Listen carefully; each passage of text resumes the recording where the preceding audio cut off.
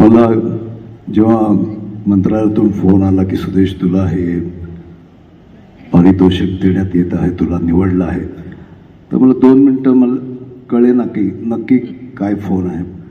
पण नंतर मी जेव्हा कहते ना की होश संभाला, आई बाबा आठवले, माझी बायको आठवली, हेमा, श्रुती, सिद्धांत आणि ब्राउनी माझा कुत्रा. आता तुम्ही म्हणाल कुत्रा का? कारण त्याचं कनेक्शन आहे आमच्याशी.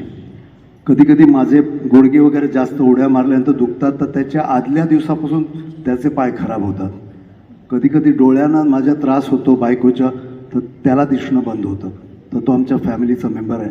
आणि माझ्या 3 बहिणी कला, सुनीता आणि निशी, कारण ह्या सगळे आमचं अख्खं खानदान जे आहे. साहेब 2 मिनटं घेतो.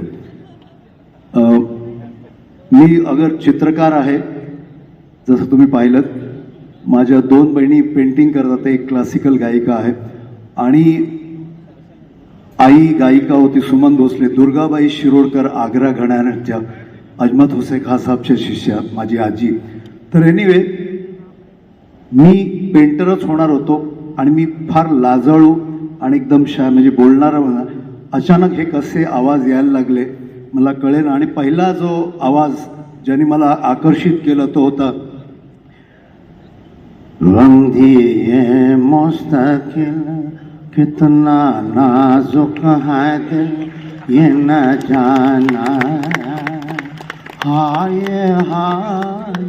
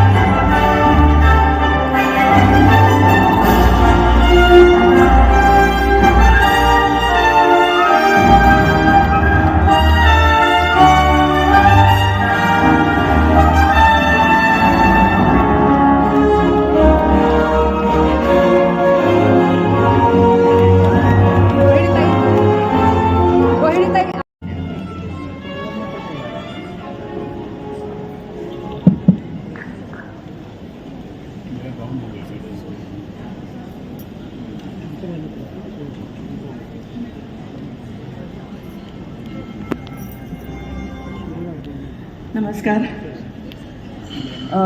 काय बोलावं कळत नाही आहे, पण आपल्या घरचीच शाबासकी जेव्हा मिळते तेव्हा जे वाटतं तेच मला आत्ता वाटतंय. अनेक राज्यांमधून कामं केली, अनेक भाषांमधून कामं केली, पण मराठीत जी गंमत येते ती तर कुठेच नाही आहे. सो धन्यवाद.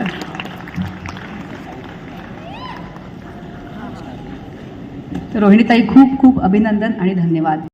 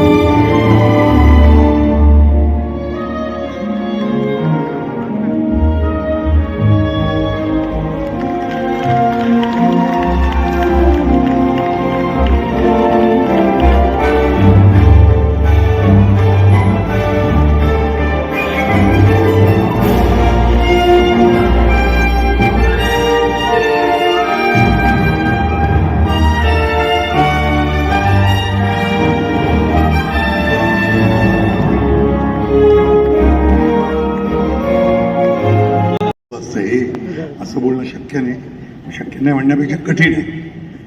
प्रथमतः महाराष्ट्र राज्य शासनाच्या सांस्कृतिक कार्याचे मंत्री आपले लाडके मुनगंटीवार साहेबांना सर्वांचंच सांस्कृतिक लोकांची प्रेम आहे या माणसावर, कारण हे तितकेच प्रेमळ आहेत, जनरस आहेत.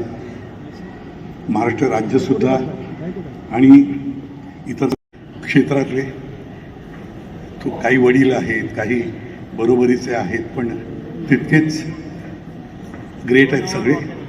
त्या सगळ्यांना मी एकच सांगेन, मला जेव्हा हा पारितोषिक तुम्ही जाहीर केलं तेव्हा मला वाटलं की माझ्यासाठी का, तर मी खरं सांगू का, हा पारितोषिक घेताना मला पहिला आठवलं माझ्या बालपणापासूनचा आपल्या मुंबईतल्या मराठमोळा अस्सल गणेशोत्सवाचा. मी म्हणेन तिथेच माझी सुरुवात झाली नाटकं पाहण्याची, नाटकात काम करण्याची. तिथून मग मराठी रंगभूमीवर आणि तिथून मग पुन्हा अगदी इथे सांगण्यासारखी गोष्ट ही माझी पहिल्यांदा मी जेव्हा कॅमेरा फेस केला तो आपल्या मुंबई मराठी दूरदर्शनवर. याच्या अगोदर मी कधी कॅमेराच्या समोर उभा राहिलो नाही. तर ते सुद्धा तेवढंच, आणि मराठी दूरदर्शन. आणि मग त्यानंतर चित्रपट झाले, सगळे झाले, म्हणजे मोठमोठ्या लोकांच्याबरोबर कामं केली, दिग्दर्शकांबरोबर, लेखकांच्या बरोबर, आणि खूप ग्रेट कलाकारांची सगळी कामं पाहिली. म्हणजे त्यात स्त्रीसुद्धा आणि पुरुषसुद्धा कलाकार होते.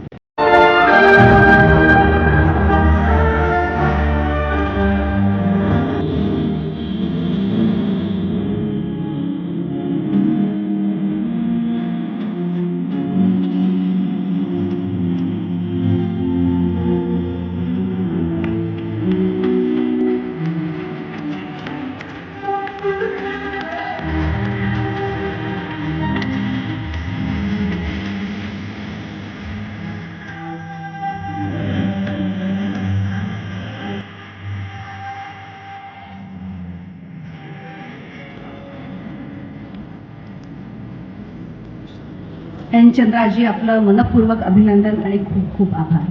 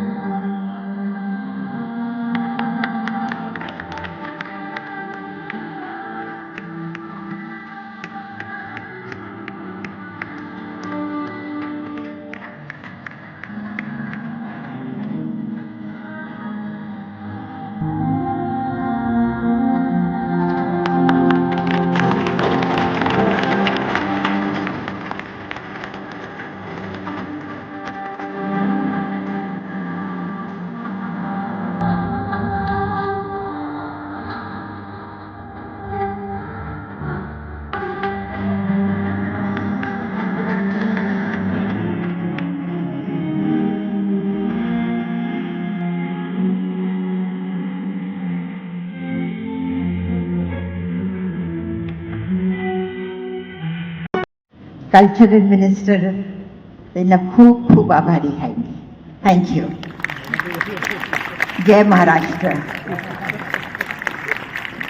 अतिशय मनमोहक स्मितहास्य आणि प्रसन्न व्यक्तिमत्वाच्या धनी असलेल्या आशाताईंचे खूप खूप आभार. आणि यानंतरचा पुरस्कार आहे गानसम्राज्ञी लता मंगेशकर पुरस्कार 2024. मानकरी आहेत ज्येष्ठ गायिका